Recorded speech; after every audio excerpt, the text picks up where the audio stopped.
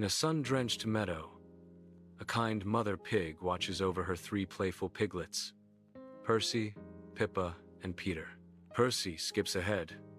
Pippa observes keenly, while Peter ponders, lost in thought amidst wildflowers and buzzing bees.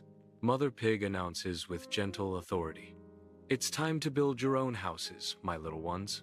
Percy dances around his straw house, beaming with pride at his quick work, oblivious to the danger lurking nearby. The big bad wolf appears, his shadow engulfing Percy's fragile home as he demands, little pig, let me come in," the wolf declares.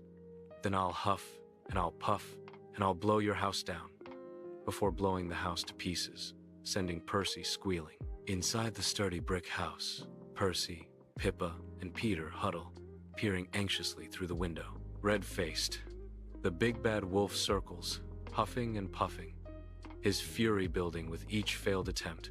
A cunning glint sparks in his eyes as he spots the chimney. "Aha," he thinks. "I'll climb down the chimney,